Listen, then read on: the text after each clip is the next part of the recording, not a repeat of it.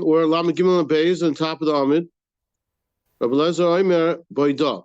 Do you say Atachonin on him? Do you say Atachon Chanantanu Avdallah in Moedim in Haidah? The Gemara says, everybody's got yeah. Rabbi Zeir Rabbi Rachav Chamra. He's riding a donkey. Rabbi Zeir Rabbi Gashogin wasn't B'chia Ba'abin Basrei. B'chia Ba'abin was riding after him. Was going after him. Amalei Vadi Damisa Mishmei Rabbi Yechanan Halach Blazer. Now, certainly, keep in mind, on Yontiv, after Shabbos, we don't say Atachonin Ladam Das. So the place to put Avdallah is correct, is like a blazer in Moedim. So certainly, that's what we said, that's the halacha. Amalei in, now he says yes. Now, halacha Mechlal de Pligi. That implies that there's a machlekes in that. V'lo Pligi. But there is no machlekes.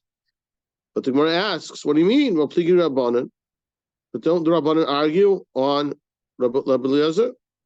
It's true that the Rabbanan disagree. That's in regular. That's normally. Don't say put in atochein das.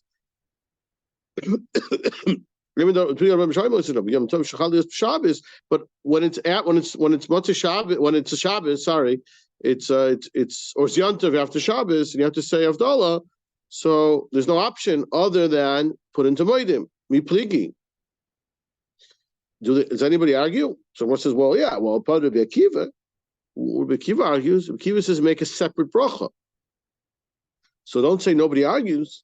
Someone says, yeah, shkoyach. Atukol shana kula miyavdin Rabbi Akiva. Do we ever do like Rabbi Akiva? Make a separate bracha? The hashin nekev and David kavasei. So why don't we do? We have a reason. The time the tikun that there's 18 brachos. Shmon Esrei, right? Chatzer loy tikun. We didn't institute additional brachos. So you can't just add brachos whenever you feel like it.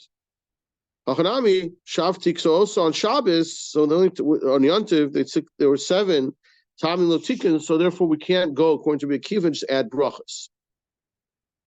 So then he says to him, "Amar, listen, it's not true. I didn't say it's not. It wasn't said halacha. There's something similar to halacha, but it's not. You have to. So there's different levels of decision in halacha. So instead of halacha, we said matin itma. Matin means that it seems that way. That seems to be correct. It's not absolute. It's not halacha. It's matin. He said halacha, and some say no, matzit. Rabbi Yechanan moedim. Rabbi Chia Abba, they agree. Rabbi Chia Abba are nirin. Rabbi Chia Abba says a little different. It's a little less. It's a lower level. It seems to be matin's stronger than nirin. Nirin is only seems to be. Amar Rabbi Zeir Nekoit. Now, if there's a machlekes and a B'chia Ba'aba is saying nirin, we'll go with the B'chia Ba'ava, and we're going to explain to you exactly why in a moment. Because a B'chia, the Daik Ugama Shmaitza Mipuma Demori, he's very particular.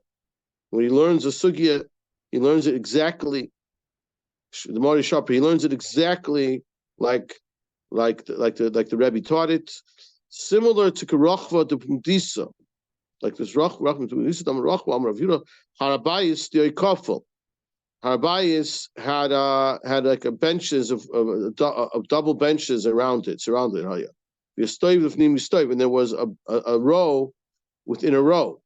So he said very explicit, very particular, exactly in detail how it was.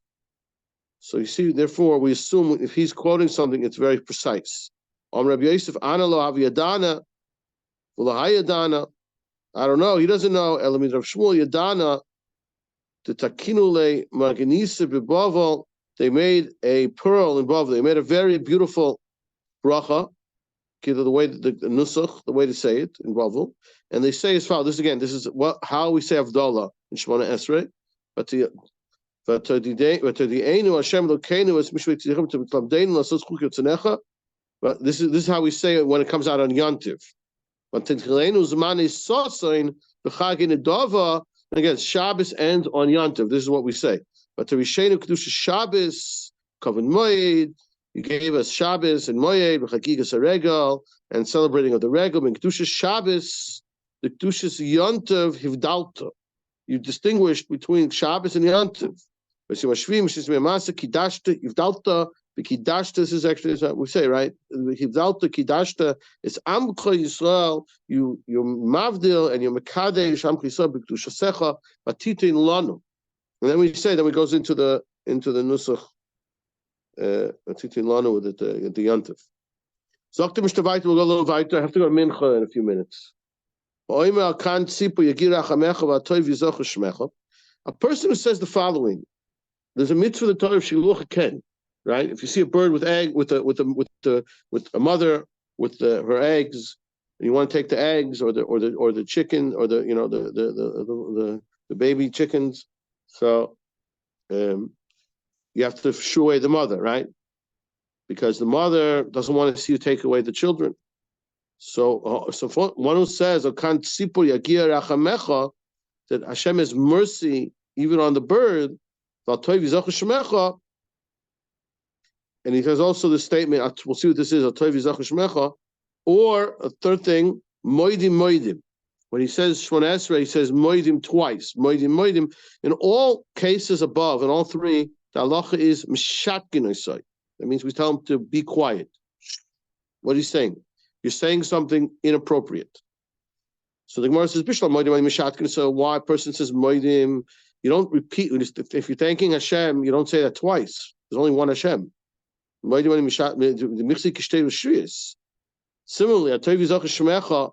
on the good, we should remember you. So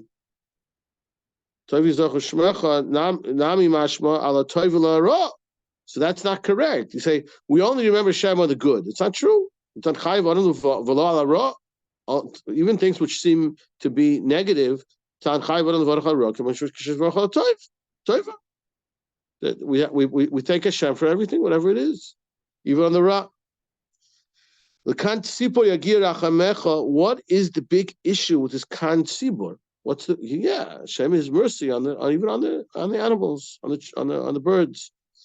My time of Pligi Tremor, there's two opinions. And they are both, there's two opinions. One says Neshamato Kinam Aspirations. What Hashem gave special mercy to the birds. What about the cats? You're making kina, making jealousy. There's another thing. This is misinterpreting the halachas of the Torah.